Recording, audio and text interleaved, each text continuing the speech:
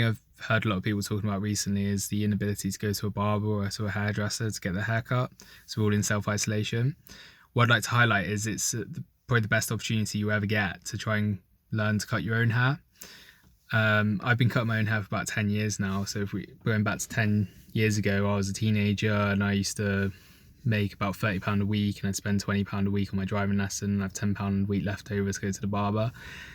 So I was going like months on end without going, and then I'd go in there and they'd sort of say, oh, you've been trying to grow it out, try a different style and all that sort of stuff. And I say, oh no, I just haven't been in a while, and it's just because I couldn't afford it. And so I was sort of in a position where I was sort of forced to learn to do it myself. I thought, well, I want to look and feel good, so I need to find a way around this. And sure enough, I did. And the struggle was real back then. I mean, we're talking 2008 era YouTube. We're talking 1 megapixel camera phones in bathrooms, all echoey, two mirrors next to each other, and they're trying to explain to you what they're doing, and home videos, on channels that had like 5 videos on them and no subscribers and all this sort of stuff.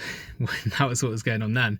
Whereas right now we've got high production videos in barbershops by professionals teaching you exactly what to do and all the techniques, and we've got a much wider array of quality content available to teach us how to do certain things like this.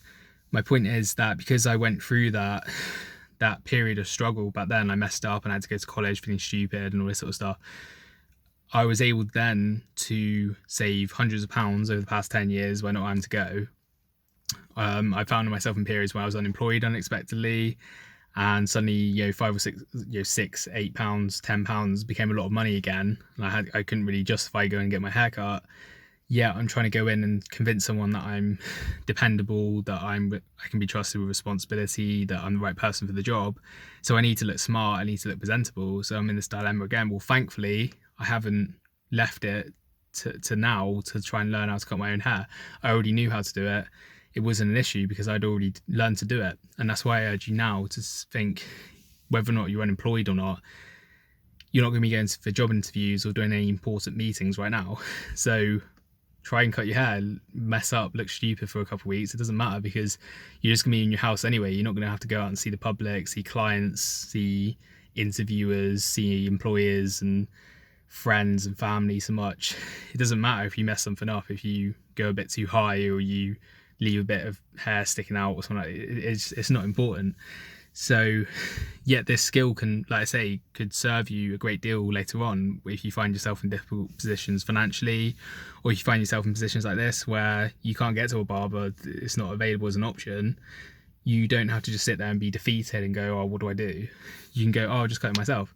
It's easy as that. That's all I've done. That's been my response. It's business as usual for me. Which is a great feeling, and it gives you a lot of confidence from that as well, because you just got a plan B. You're not left helpless in a situation that's perfectly feasible where I can't afford to go to a barber or I can't access a barber.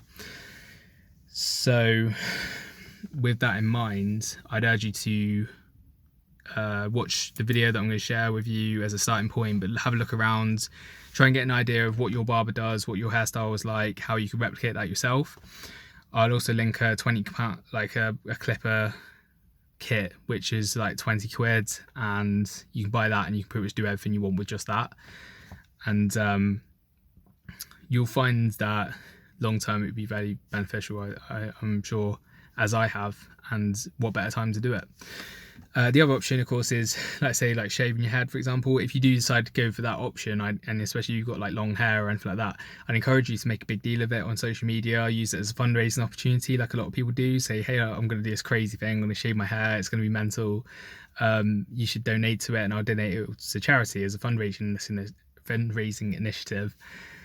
It's a great opportunity to do that, and then you can just sit in your house looking stupid for a couple of weeks and go back to normal. It doesn't matter. It's the best time to do that as well. Or you can just let it grow out, and see what that likes. An experiment. If you've got a big long beard, you can shave that off, or you can grow your facial hair out. Maybe you've never grown a beard before, you can try that. It's a great time to experiment, to try different things out. There isn't the expectation to look and feel presentable anymore, not for a little while anyway. So look at it for the opportunity that it brings, and not for the opportunities it's taking away from you, if you know what I mean. Not for the things it's robbed you of. Oh, it's summer and I can't go out. This is crap. It's great. I've got some time that I can sit in. I can mess around with my hair. I can watch YouTube videos. I can do all these things. It's fantastic. I'm so happy. You know, it's a different mindset. I hope you're able to apply that. I hope that everyone's keeping well. Hope that everyone's looking after their vulnerable loved ones and everything's going well for everyone. And we'll be through this soon. So I'll see you next week. Thanks for watching.